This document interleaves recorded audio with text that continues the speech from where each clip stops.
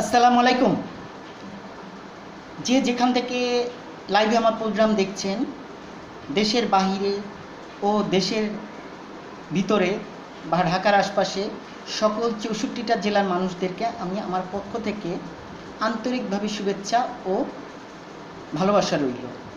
আপনারা সাড়া দিচ্ছেন বলেই আমি এখনও ইউটিউব চ্যানেল আপনাদের সামনে চালিয়ে যাওয়ার চেষ্টা করতেছি।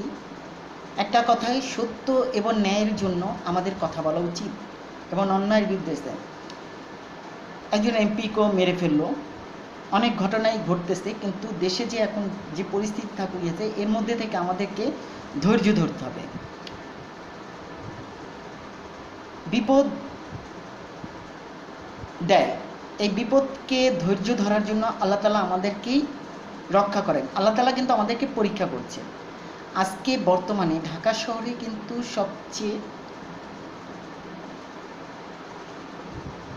বসবাস করার একটি উপযোগ্য, সবচেয়ে বেশি ঢাকা শহরের বাড়িওয়ালারা, বিশেষ করে মোহাম্মদপুর এলাকার স্বপ্নধারা হাউজিং এবং ফিউচার হাউজিংয়ের বাড়িওয়ালারা ভাড়াটিয়াদের উপর কারেন্টের বিল, গ্যাসের বিল যতটা পারে আদায় করে নেওয়ার চেষ্টা করছে। বাড়িওয়ালারা যখন জিনিসপত্রের দাম বাড়ে তখন এ ধরনের কাজ বেশি করা হচ্ছে। কিন্তু আজ আমি এ বিষয়ে কেন কথা বলবো, কারণ আজ ভাড়াটিয়াদের চরম আকার ধারণ করতেছে এবং ভাড়াটিয়ারা যে আজকে কীরকম বিপদ আছে, অনেকে কিন্তু সাবলেট ভাড়া দিচ্ছে, কারণ ফ্ল্যাট বাসায় এখন অনেকেই পুরো ফ্ল্যাট নিয়ে থাকছে না। কাদেরাবাদ হাউজিং এলাকার মতো অনেক ফ্ল্যাট কিন্তু খালি থাকে, ওই যে ঘর ভাড়া বেশি। ঘর ভাড়া, কারেন্টের বিল, গ্যাসের বিল সব কিছু খরচ মিলে 20-25 হাজার টাকার মতন দিন দিন বাড়তেছে। এটা একজন মধ্যবিত্ত ফ্যামিলির জন্য বা চাকরিজীবী ফ্যামিলিদের জন্য খুব অসহায়। আর সবচেয়ে বড় কথা হচ্ছে মোহাম্মদপুরে ভেরিবাদের পর চাঁদ উদ্যান area, Swapnadhara housing, future housing এবং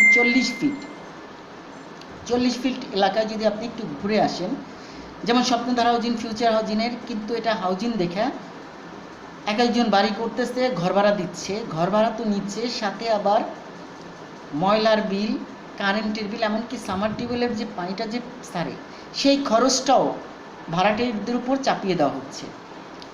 এবং মাসের 10 তারিখ হলেই ভাড়ার টাকা তো নেওয়ার জন্য অস্থির, এমনকি আগামী মাসের ভাড়া পারলে এই মাসের শেষের দিকে নেওয়ার চেষ্টা করে। এটা সবচেয়ে বেশি ঘটতেছে বসিলা 40 ফিট স্বপ্নধারা হাউজিং এবং future housing. Swapnadhara housing, future হাউজিংয়ে শুধু বাড়িওয়ালারা জিনিসপত্রের দাম বাড়ার সাথে সাথে তারা ভাড়াও বাড়িয়ে দেওয়ার চেষ্টা করে, প্লাস চোরাইভাবে কারেন্টের লাইন থেকে ভাড়াটিয়াদের কাছ থেকে অর্থ আদায় করতেছে। আর সবচেয়ে বড় কথা হচ্ছে বাড়িওয়ালাদেরকে একটা নিয়ন্ত্রণের মধ্যে আসা দরকার এবং এই বাড়িওয়ালারা যাতে নিয়মের তোয়াক্কা যেন না করে, বাড়িওয়ালাদেরকে আইনানুগভাবে ব্যবস্থা গ্রহণ করার জন্য সরকারের জন্য বিশেষ করে আওয়ামী লীগ সরকারকে, মাননীয় প্রধানমন্ত্রীর কাছে বাড়িওয়ালাদের জন্য একটা নিয়মের মধ্যে রাখা উচিত, নিয়ম নীতিমালার পর। আর 40 ফিট রোড দিয়ে ঢুকলে 40 ফিটের রাস্তাটা কিন্তু 40 ফিট নাই, প্রতিটা জায়গা দখল হয়ে যাচ্ছে এবং এগুলো কিন্তু সব কিন্তু সরকারি জায়গা। স্বপ্ন হাউজিং, ফিউচার হাউজিং, রাজধানী হাউজিং যেভাবেই নিচ্ছে, কিন্তু কেউ কেউ এই জায়গাগুলো দখল করে 3 তলা 4 তলা বিল্ডিং করে ফেলতেছে। আবার সরকার পক্ষ থেকে আসলে ভাঙচুর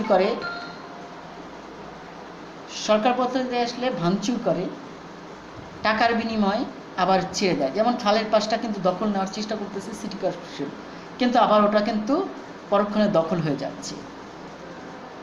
আজকে বাড়িওয়ালাদের সম্পর্কে এ কথাটা এই জন্যই বলে, বাড়িওয়ালাদেরকে একটা নীতি প্রণয়ন থাকা উচিত। ঢাকা শহরের যতগুলো বাড়িওয়ালা আছে তাদের প্রত্যেকে, যেমন বনশ্রী এলাকাও ঘর ভাড়া বেশি, বাড্ডা এলাকাও ঘর ভাড়া বেশি, উত্তরাও ঘর ভাড়া বেশি, মোহাম্মদপুর এলাকাও ঘর ভাড়া, কিন্তু মিরপুর সেই তুলনায় ঘর ভাড়া কিন্তু কম। মিরপুরে যদি আপনারা থাকেন, থাকার উপযুক্ত, মিরপুর থেকে এখন মেট্রো রেল চালু হয়েছে এবং বাস সার্ভিস আছে এবং মিরপুর থেকে মতিঝিল, উত্তরা সবখানে যাওয়া আসা যায়। মিরপুর কিন্তু এখনও ঘর ভাড়া কিন্তু সেই পরিমাণ বাড়ে নাই। মিরপুরে বিশাল একটা লোকজন ওদিকে যাচ্ছে এবং সেই জনজন যাওয়াতে মিরপুরে যে সাড়া পাওয়া যাচ্ছে বা মিরপুরের অনেকেই যাচ্ছে। কেন যাচ্ছে? মিরপুরের ঘর ভাড়া কিন্তু সেই তুলনায় কম। সবচেয়ে ঘর ভাড়া বেশি বাড়তেছে মোহাম্মদপুর এরিয়াতে। মোহাম্মদপুর এরিয়াতে যেমন অপরাধকারীর সংখ্যা বাড়ছে, কিশোর গ্যাংয়ের সংখ্যা বাড়ছে, একদিকে বাড়িওয়ালারাও তাদের ভাড়া বৃদ্ধি করছে। শুধু বাড়ি ভাড়া বৃদ্ধি করছে না, প্লাস কারেন্টের মিটার সিস্টেম, কার্ড সিস্টেম করার পরও সেই কার্ড সিস্টেমও তারা ফাঁকি দিচ্ছে এবং ভাড়াটিয়াদেরকে কাছ থেকে টাকা আদায় করে তারা সেই কার্ড সিস্টেমের টাকাটা আদায় করে নিচ্ছে, যেটা সম্পূর্ণ অবৈধ। কারণ কারেন্টের কার্ড সিস্টেম করা মানে হচ্ছে ভাড়াটিয়াদেরকে দিয়ে দেওয়া, গ্যাসের সিস্টেম ভাড়াটিয়াদের দিয়ে দেওয়া, শুধু ঘর ভাড়াটা নেই, কিন্তু সেই ঘর ভাড়া না, তারা ভাড়ার সাথে সাথে কারেন্টের বিল, গ্যাসের বিল পুরোটাই তাদের দায়িত্বে রাখতেছে, যেটা নিয়মের বহির্ভূত। আর ভাড়াটিয়া আসলে সেখানে ভাড়াটিয়াদের পরিচয়পত্র চায়, ভাড়াটিয়াদের সব কিছু হয়, কিন্তু বাড়িওয়ালাদের যে একটা নীতি প্রণয়ন করা দরকার, নীতিমালার মধ্যে যে রাখা দরকার, যে ভাড়া এত টাকা বা এতর মধ্যে ভাড়াতে হবে। কারণ ইট বালু এগুলো বাড়লো, সে যখন বাড়ি করেছে তখন কিন্তু ইটের দাম কিন্তু কম ছিল, বালুর দাম কম ছিল, রডের দাম কম ছিল, কিন্তু ভাড়া তো তার তো বাড়ানো সেরকম এখতিয়ারের মধ্যে নেয়। আর কারেন্টের যখন কার্ড সিস্টেম হয়ে যায় তখন সেটাও ভাড়াটির আন্ডারে দিয়ে দেওয়া উচিত। কার্ড সিস্টেম তো বাড়িওয়ালার আন্ডারে রাখা উচিত না।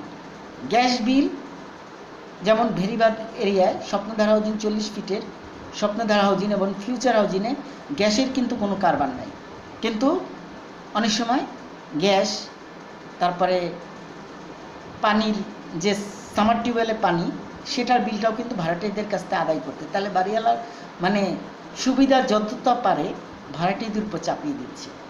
বিষয়টা ভালোভাবে আমি আপনাদের জন্য অনুরোধ করব, বিশেষ করে সরকারের দৃষ্টি আকর্ষণ করব। দেশের রাজনীতিবিদ যারা যে আছে, সমাজ কল্যাণ এবং গুণী মান্য যারা আছেন, এই বিষয়টা একটু খেয়াল করবেন।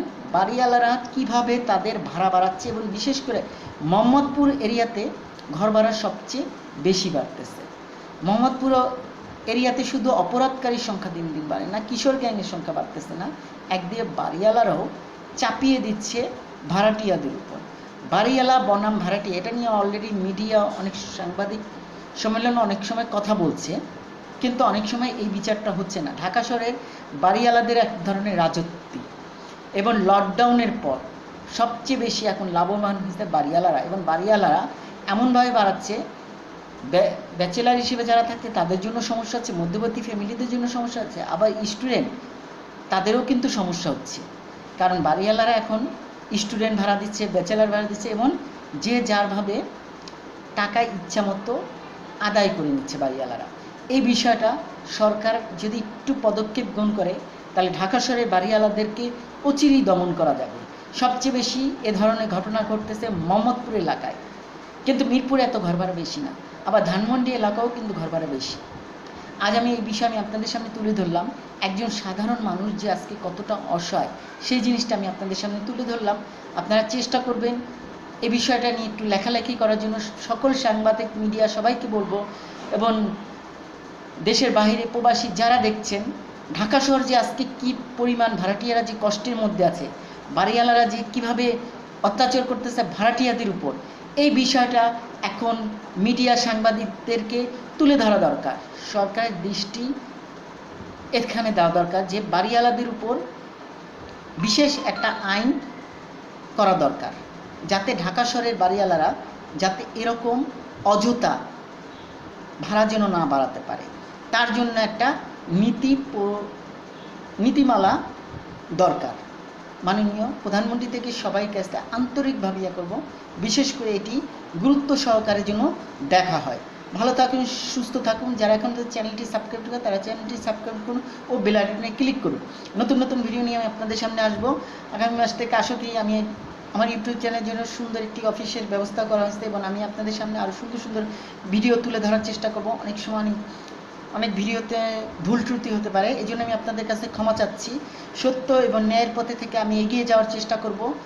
ভালো থাকুন, সুস্থ থাকুন। ভালো ভাবুন, ভালো করুন, ভালোর সাথে থাকুন। খোদা হাফেজ।